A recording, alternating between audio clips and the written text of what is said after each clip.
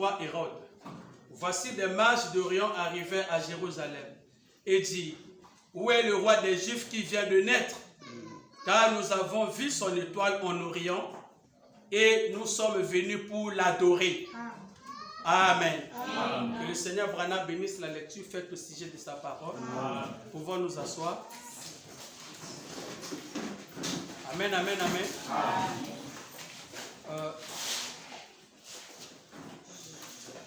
Joyeux Noël à vous encore une fois de plus. Merci à vous, pareil. Joyeux Noël à vous. Merci, pasteur. Est-ce qu'on peut se mettre debout et acclamer très très fort pour la gloire du Seigneur William Branham?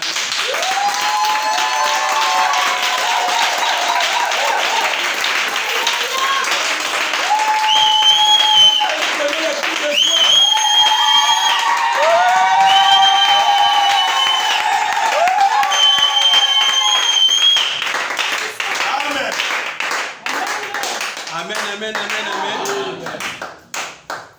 Quand on fait ça, le Seigneur au ciel est content. Amen. Amen. Amen. Pouvons nous asseoir.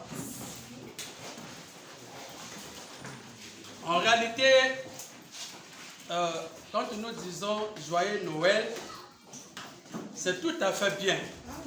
Mais William Branham a une autre version sur ça. Est-ce que nous devons dire joyeux Noël? Oui, on peut dire joyeux Noël. C'est tout à fait juste. C'est ce que le Seigneur Branham, c'est ce qu'il dit. Prenons d'abord le cas ici, dans la brochure La divinité de Jésus-Christ, prêché le 25, 12e mois 1949. Ancien Dieu bénisse. Ancien Dieu bénisse. Amen. 1949, la divinité de Jésus-Christ, je suis au paragraphe 1. Seigneur Branham me dit, merci frère Graham. Bonjour tout le monde. Bonjour pasteur. Bonjour tout le monde. Bonjour pasteur. Et joyeux Noël à vous tous. Amen. Joyeux Noël à vous tous. Amen. Nous sommes très heureux d'être de retour ce soir encore ici au tabernacle pour être avec cet aimable petit groupe. Amen. Amen. Amen. Maintenant, voyez ici au paragraphe 180, la même brochure, 146. Qu'est-ce que le Seigneur Branham va donner comme version sur ça? Ça, c'est un aspect que nous venons de lire. Prenons maintenant un deuxième aspect. La même brochure, paragraphe 146. Le Seigneur Branham dit ceci. Il dit, vous aimez-vous les uns les autres? Amen. L'assemblée dit Amen. Amen. Retournez-vous et serrez-vous les mains et dites que Dieu vous bénisse. Amen. Dis à ton frère que Dieu te bénisse. Dis à ta soeur que Dieu te bénisse. Et Branham dit,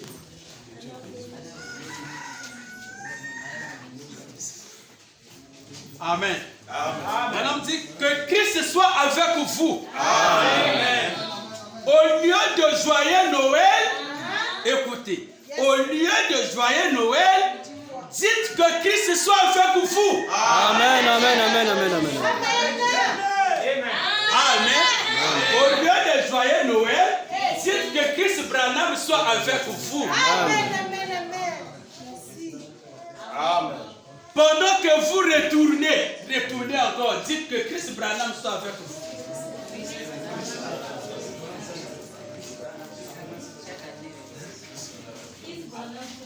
Amen.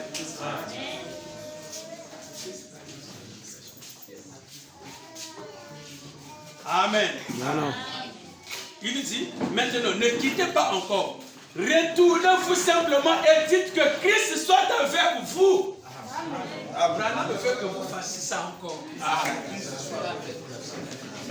Frère Branham se retourne et dit à quelqu'un que Christ soit avec vous.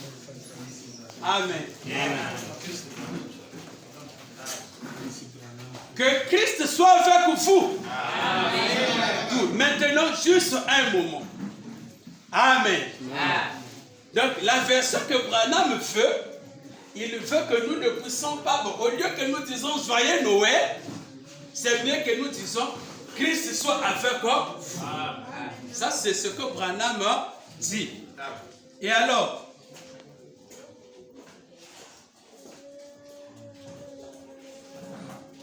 est-ce que ça nous fait du bien? Amen.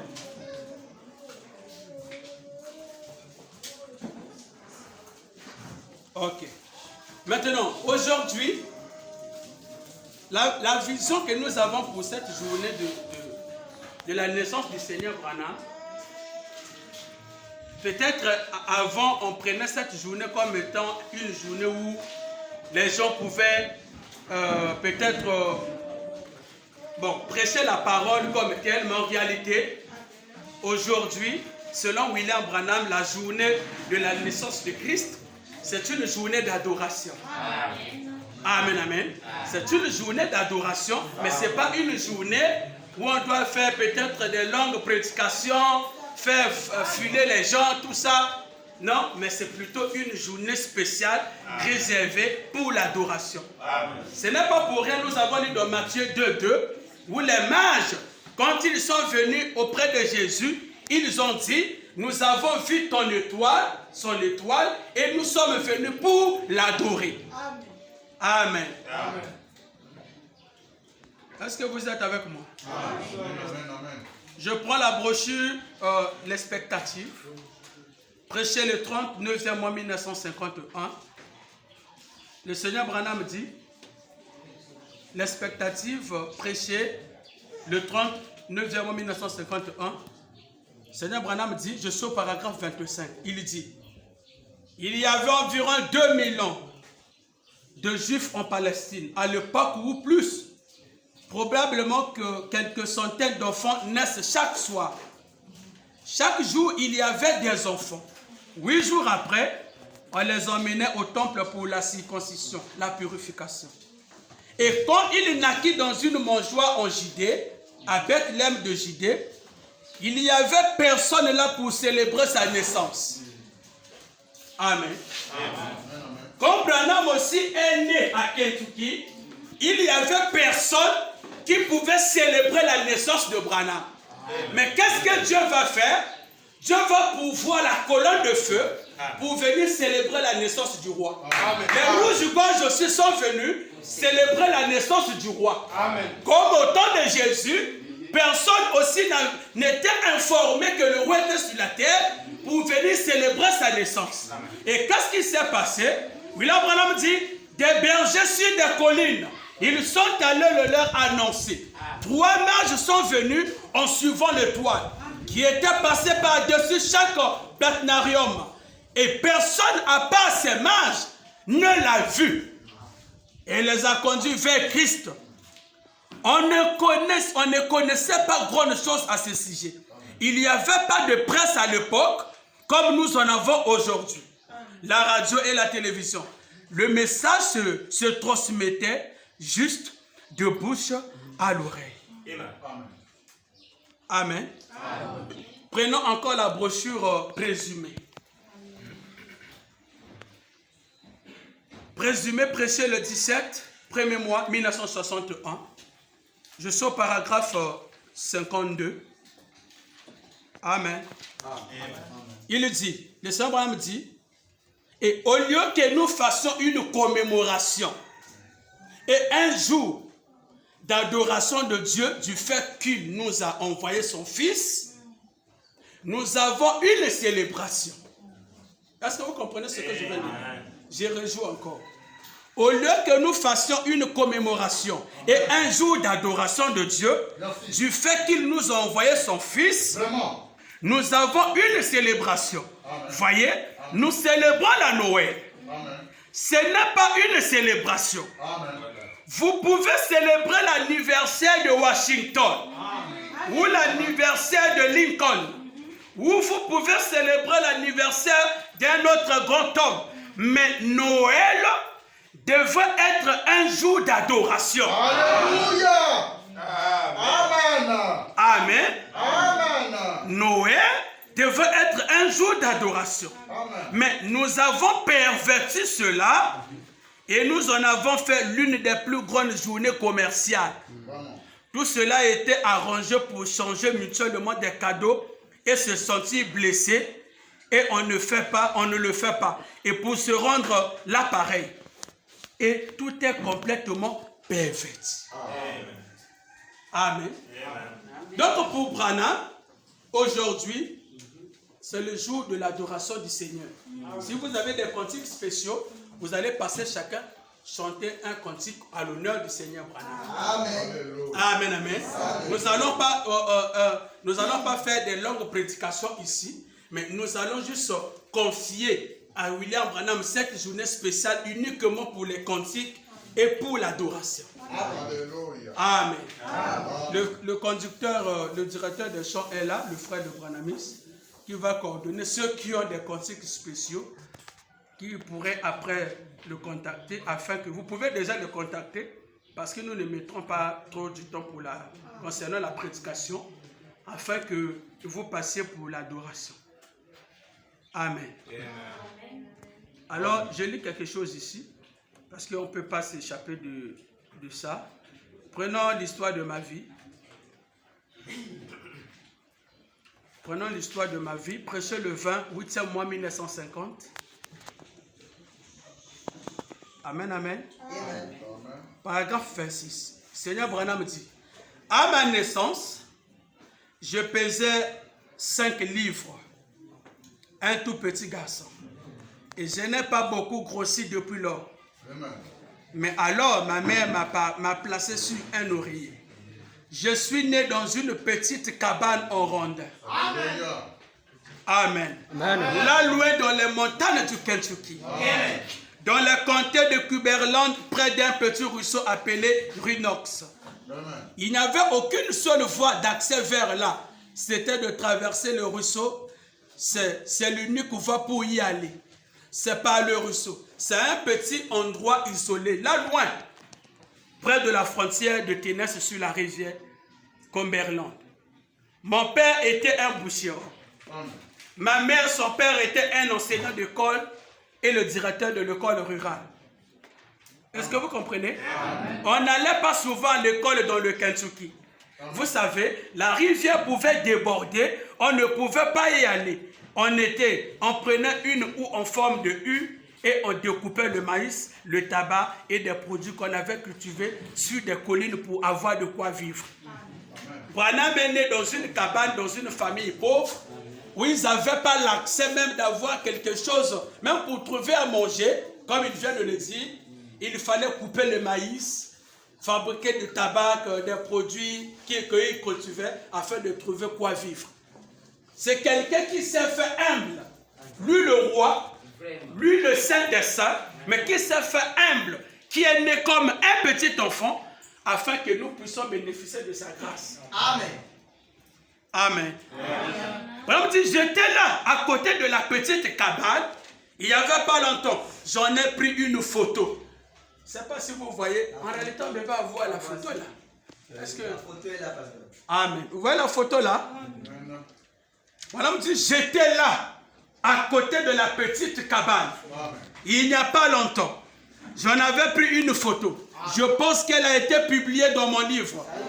Une petite cabane de 2 pièces. Vous voyez cette cabane-là? C'est là où le roi des rois est né. La véranda, le bout de la cuisine s'était affaissé. J'ai regardé cela. Je pouvais me représenter ma mère là-bas. Mon papa était juste un jeune. Ma mère n'avait que 15 ans à ma naissance. Une petite enfant de montagne, un montagnard. Et mon papa a travaillé dur toute sa vie. Il est mort jeune à 52 ans. Je suis reconnaissant que ma mère soit encore en vie aujourd'hui. Elle pouvait être ici avec moi.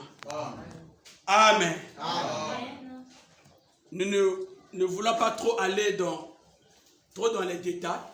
Vous connaissez l'histoire telle que le Seigneur vient de nous donner l'aperçu sur sa naissance. Il n'est pas né comme vous et moi. Amen. Branham n'est pas né comme vous et moi.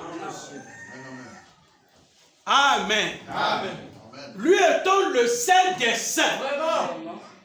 Nous l'appelons le Saint des Saints. Si Jésus qui était le Saint, Amen, lui qui n'était que le Saint, il est venu sans rapport sexuel. Alors qu'en est-il de celui que nous croyons, le Saint des Saints? Amen. Amen. S'il était né comme nous, on ne pouvait pas célébrer sa naissance. On ne pouvait pas aussi célébrer sa résurrection. Parce que le but, le plus grand événement, c'est la naissance et la résurrection. Et si la naissance ici a un problème, la résurrection posera problème. Parce que les deux vont de pair. Le fondement doit avoir des bases solides pour annoncer comment la maison sera élevée. Fondement fondamental. Amen. Pas de Noël, pas de résurrection. Amen. Et voilà pourquoi à sa naissance, la colonne de feu est venue. Parce que Branham dit un enfant qui est né sous 3 étoiles, sous 3 astres, ça montre que c'est un bébé parfait. Amen. Amen, amen, amen. Amen. Voilà pourquoi nous croyons ici que William Marion Branham, il n'a pas de père, il n'a pas de mère. C'est Melchisédek. Melchisédek n'a pas de père, il n'a pas de mère. Quand on parle de Ella et Charles Branham, ce sont des parents adoptifs de Branham. Ce ne sont pas des parents biologiques de Branham. Si on avait assez de temps, j'allais brosser encore un peu dans ce contexte de l'Immaculée Conception. Parce que c'est là la base. La base de l'exode, c'est la naissance d'abord de Branham. Amen, amen. Parce que nous ne cadrons pas Moïse dans ça parce que Moïse, il est né par un père, par une mère. Potentialité. Amen. Parce que Moïse était devenu Dieu par une condition. Jésus a été fait Dieu. Or, Branham n'est pas fait Dieu, mais Branham est lui-même Dieu. Amen. Il y a beaucoup de citations, mais faute du temps, mais je les déclare comme ça. Vous les savez déjà. Parce qu'on a déjà prêché ça ici. J'aimerais lire quelque chose. Je serai obligé de lire. 7 avril.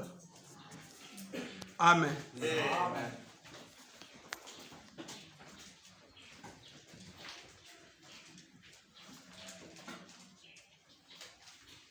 Vous êtes là? Amen.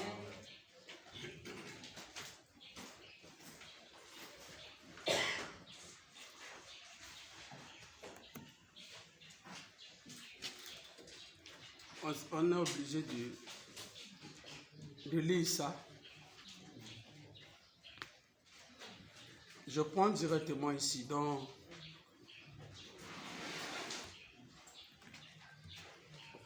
Amen, amen. Parce que c'est son jour, on est obligé de toucher ça.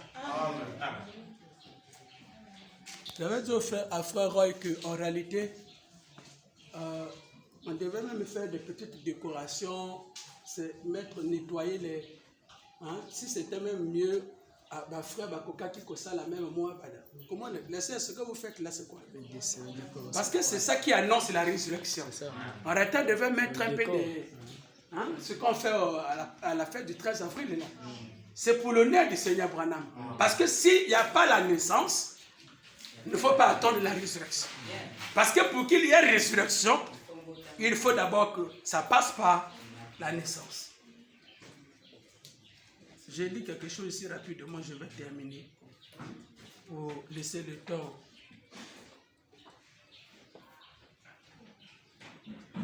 Ce n'était pas dans mon programme, mais je suis obligé de brosser sur ça.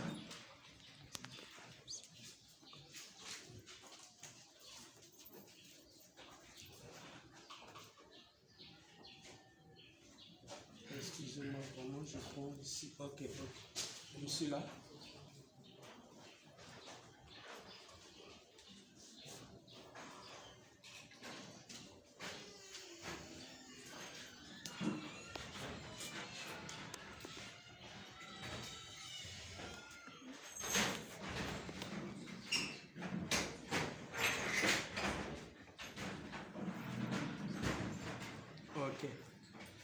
C'est pour juste brosser quelque chose.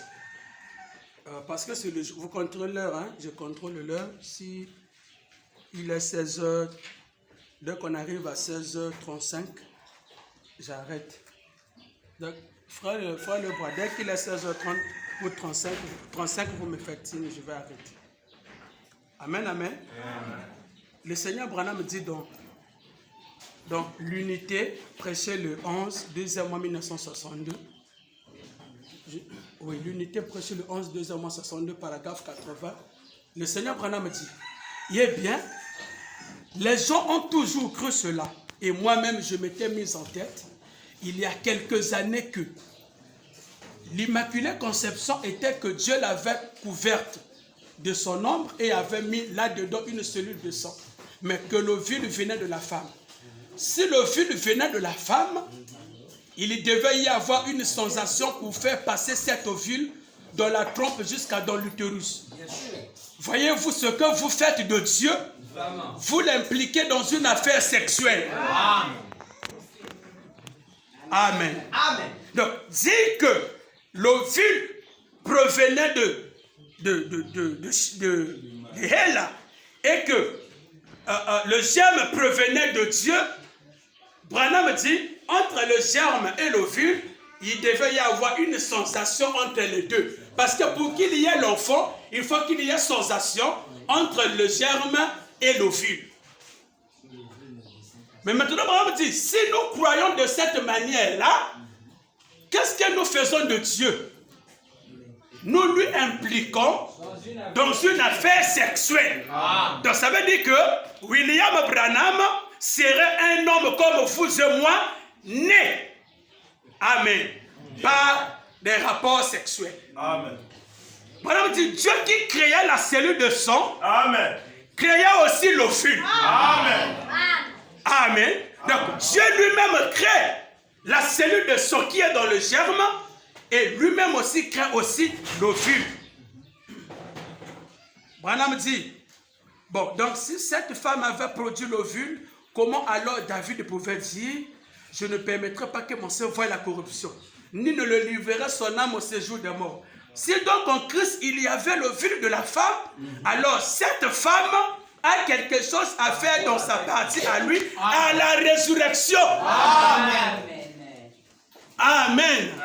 Donc si elle avait contribué son ovule, amen, pour que William Branham vienne au monde, ça veut dire que quand Branham va ressusciter le 13 avril, elle a aussi à contribuer à cette résurrection. Amen. Et par conséquent, nous dirons que William Branham n'est pas ressuscité, il était un homme simple. Parce que ce qui fait que nous puissions mourir et rester dans la tombe, c'est parce que nous sommes nés dans la loi de la corruption. Or, Branham n'est pas né dans cette loi. Amen. Merci. Amen. Voilà pourquoi la colonne de feu pouvait venir à sa naissance, parce que